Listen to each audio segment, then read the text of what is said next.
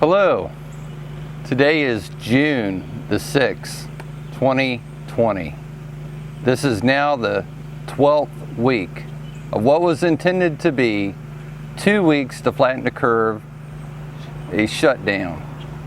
Well, 12 weeks into it, while select governors and mayors have said we're going to prolong the shutdowns, it took a break this week to allow protesting and in some cities rioting, looting, and violence and tearing up the cities. So my question is, now that we have had mega riots and mega protests, will we have a mega outbreak in these select cities that, well, everyone was given a break from the coronavirus lockdown in their homes? It will be interesting to see if the hospitals are flooded and overwhelmed. There's major outbreaks. While we have shut down these cities and shut down small businesses and kept people from going to church for months. It'll be interesting. We all know about the death of George Floyd. 4 police officers have been arrested in the death of George Floyd. Now, I'd like to say a few things about police officers. As select cities and select mayors want to defund the police and reduce the police presence in certain communities, and I'd like to say something about police. The police profession is just like all the other professions in that you're going to find good and bad people everywhere you go. For the most part, all my life, all the cops that I have dealt with are for the most part good. But we also know that there are corrupt cops and there are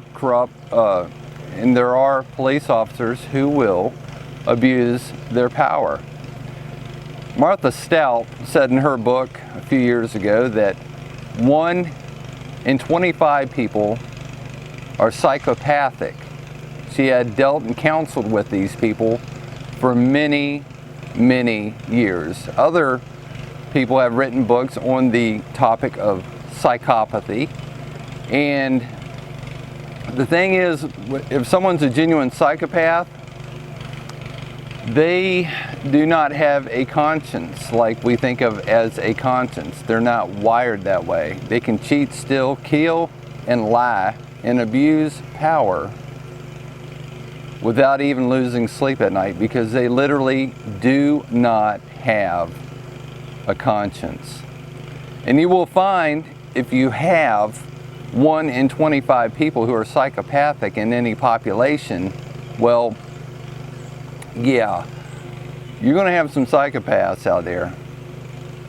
We can root out corrupt police officers. If you've ever seen the movie Serpico, he faced police corruption back many, many years ago. I think it was in the late 60s, early 70s in New York City. There were police officers who were taking payoffs from drug dealers, and they wanted him to get involved in it, and he would not. And because he would not, they got all paranoid and set him up in an ambush during a drug bust. So there will be bad cops, but I want to say that most police officers are good people. Now, if you want to take police out of neighborhoods, good luck with that. Good luck with that. Another thing I want to say is, you've heard the media over the last week. The media talking about protests. All right, protests are legitimate.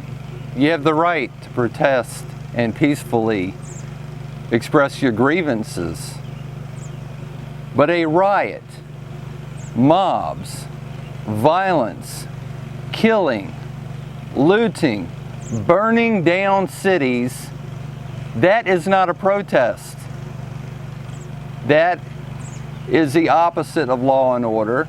That is anarchy. That is terrorism. Terrorism, yes, terrorism. Protesting and riots and all that other stuff are not the same. And there seems to be confusion with a lot of these reporters coming out of whatever colleges they're coming out of, calling a mob or a riot a protest. They are not the same. They are not the same. So while certain cities and certain mayors and governors have allowed their cities to burn and be destroyed, other cities have kept law and order. So you decide who you want to vote for. You decide who you want to vote for, who you want running your city. You want your city to burn? It's up to you. But we know who these people are. We know who wants you to be safe and who doesn't want you to be safe. So it's your choice. It's your choice. It's your freedom to choose who you want to be in office. So a riot is not a protest. Also, these mobs are very dangerous. You've seen the pictures of truckers being surrounded by mobs. That's extremely dangerous. If you have a mob converge on you, you have two options: stay there and possibly die, or you can just hit the gas and go. Standing in front of a truck is never a very bright idea. So yes, for my commentary this week, I just want to say that there are good cops. We need cops. We need to respect our police. Root out the bad cops. Get rid of them. You don't have to burn a city to do that. Get rid of them. Get rid of them. Just like you would in any other profession. Root out the bad cops. But respect your good cops. Because most of them are good people. They're honest people who want to feed their families and go home at the end of the day. And they serve. They serve to protect us, if their governors and mayors will allow them to. So, yeah, we will all come out of this situation, and our country will continue to move forward. Things are looking up as people go back to work, and yeah, we had over, 2.5 million jobs added last month? None of the media saw that coming. They thought they couldn't believe what they were seeing when they were reading the report. But millions of Americans, honorable Americans, want to go back to work, who were forced not to work because of the corona pandemic panic. So let's see what happens in these cities. Will there be outbreaks? Yeah, we'll see. We'll see. We'll prove it one way or another. And that's my commentary for today. 12 weeks into this 2 weeks to flatten the curve shutdown.